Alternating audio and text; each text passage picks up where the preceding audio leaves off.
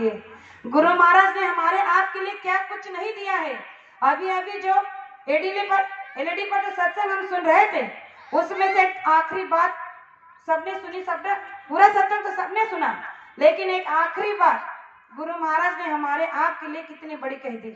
क्या कह दिया कि जब तुम्हारे ऊपर कोई दुख तकलीफ संकट बीमारी आएगी और तुम अगर ऐसी कई जगह पर होगे कि जहाँ ना आपको दवा दारू डॉक्टर वही हकीम मिल सकता है, तो आप जहाँ भी जिस जंगल पहाड़ पर्वत में होगे, जिस जगह पर भी होगे, उस जगह से अगर आप मिट्टी भी उठा लोगे, किसी पेड़ का पत्ता भी उठा लोगे और उसे 10 बार अगर जयगुटर बोल कर खा लोगे तो तुम्हारी मदद हो जाएगी, तुम्हारी रक्षा हो जाएगी, तुम्हें दुख तकलीफ बीमारी में मदद और सहायता हो जाएगी। बताइए, इतना बड़ा वरदान सहज में गुरु महाराज ने हमारे आपके लिए दे दिया है, लेकिन आज तक हमने उनके सत्संग को सचेत होकर सुनाई नहीं है। गुरु महाराज ने कहा कि सत्संग में जो आप जाते हो, 1000 रुपए खर्च कर कर जाते हो, सत्संग में बैठते भी हो, घंटों बैठते हो, लेकिन घंटों बैठने के बाद जब सत्संग में कोई वक्ता या गुरु के गुणगान को गाया जाता है तो आप सचेत होकर सुनते ही नहीं हो। क्यों? क्योंकि हमें गुरु महाराज ने कहा कि वहां जाकर आप केवल एक दूसरे के अवगुण देखते हो, आप कभी दूसरों के गुण देख ही नहीं चाहते, क्योंकि आपके अंदर में अवगुणों का भंडार जो भरा पड़ा है। गुरु महाराज ने जब नाम का दान दिया था तो प्रेमियों हमसे कुछ रुपए पैसा नहीं मांगा था। गुरु महाराज ने मंच से बुलंद आवाज में कहा था कि हे देश के प्रेमियों, अगर आप इस मथुरा के पावन धरती पर आ रहे हो तो यहाँ आकर इस मथुरा के पावन मंदिर पर, इस नाम योग साधना मंदिर की सीढ़ी पर अगर अपना सर माथा रखकर अगर अपने जीवन की कोई एक नेक मनोकामना मांगना चाहते हो तो आपकी तरह से आप मुझे अवगुण दक्षिणा में 2 अवगुण दे देना। क्या कहा था? दक्षिणा में 2 अवगुण दे देना, उसके बदले में मैं तुम्हें बरकत भर भर के दे दूंगा। प्रेमियों, गुरु महाराज का इतना सा काम भी हमने नहीं किया जो कि हमारा था। आज अगर हमने वहां पर हमारे अंदर के इस अवगुण के भंडार से 2 की जगह 1 भी अवगुण दे दिया होता तो आज हमारी ये अवस्था दुर्दशा नहीं होती। गुरु महाराज ने कहा, जब तक आपके अंदर का क्लेश, आपके अंदर का मद मोह ईर्ष्या द्वेष खत्म नहीं होगा, तब तक आपके अंदर न गुरु के प्रति प्रेम जागेगा, न संगत के प्रति। संगत के प्रति प्रेम जागने के लिए संगत की सेवा करनी पड़ती है। गुरु महाराज ने हमें सेवा करने का मौका इस घोर कलयुग में एक दे दिया है। सारा काम तो उन्होंने अपने आप कर दिया है, आगे का जो बचा है वो भी वही करेंगे, लेकिन हमारे आपके लिए एक आदेश देकर रखा है, वो है साकार का प्रचार। और कहा कि अगर आपको समय मिले तो आप दिन महीने साल में जहां जहां भी आपको मौका मिले आप जाकर साकार का प्रचार धुआंधार तरीके से कर दो।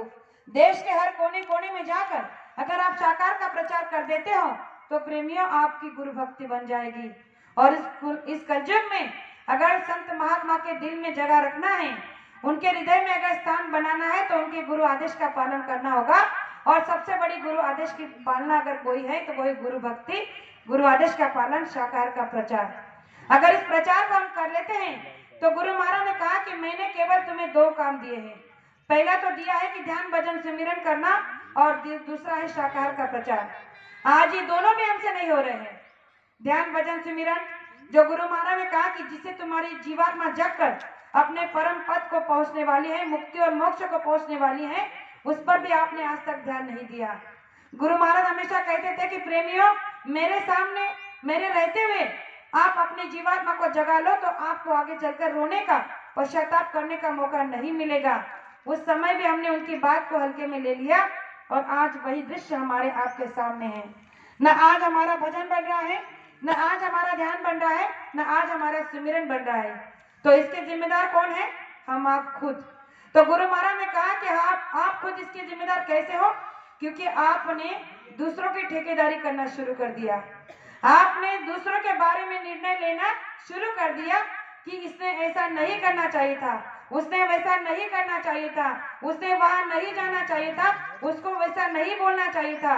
प्रेमियों, गुरु महाराज ने कहा कि जो काम गुरु का है वो गुरु को करने दो, तुम्हारा जो काम है गुरु आदेश का पालन वो तुम करो। गुरु महाराज ने कहा कि इससे करने से क्या होगा, तुम्हारे कर्म तो उतरते नहीं, तुम और उनके चढ़ा लेते हो। और जब जन्मांतर के कर्म हमारे सर पर चढ़े हैं जिन्हें हम उतार नहीं पा रहे हैं, तो हमने निंदा आलोचना कर दूसरों की सुनकर और भी कर्म ऐसे चढ़ा लिए कि उसे उतारना अब बहुत मुश्किल हो गया है। इसलिए प्रेमियों, बाबा जय गुरुदेव जी महाराज ने कहा कि समय के रहते हुए अगर आप अपने कर्मों को सुधार लोगे तो आपका मानव तन सार्थ हो जाएगा। क्योंकि हम आप लोगों को पता नहीं है कि हमारी सांसों की पूंजी कब खत्म होने वाली है। किसी के पास में ये गारंटी कार्ड नहीं है कि हमारी मौत कब और किस दिन होगी। गुरु महाराज ने कहा कि जब जन्मने का समय आपके हाथ में नहीं तो मरने का समय आपके हाथ में नहीं, तो आप किस बुनियाद पर, किस बात का इस घमंड करते हो कि हम जीते जी परमात्मा का दर्शन कर लेंगे। अरे जब तक हमारे अंदर बुराइयां होंगी हम जीते जी परमात्मा का दर्शन कर ही नहीं सकते, क्योंकि गुरु महाराज हमारे साथ नहीं हो सकते।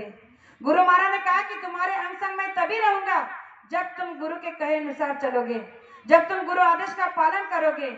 और प्रेमियों, मैं छोटी मुँह बड़ी बात कहना चाहती हूँ, कहने का हक नहीं रखती हूँ, लेकिन फिर भी ये कहने के लिए ऐसा लग रहा है कि कहना चाहिए कि हम आपको केवल अब अपने ओर देखना चाहिए।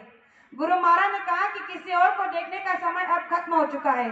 अगर आप एक दूसरे को निंदा बुराई करते रहोगे, एक दूसरे के अवगुण को ढूंढते रहोगे, तो आपका समय कब पूरा हो जाएगा आपको पता भी नहीं चलेगा और आपकी जीवात्मा जीते जी दोबारा मनुष्य तन से चले जाएगी तो परमात्मा का दर्शन नहीं कर पाएगी। इसीलिए एक छोटा सा 2 मिनट का प्रमाण देकर अपने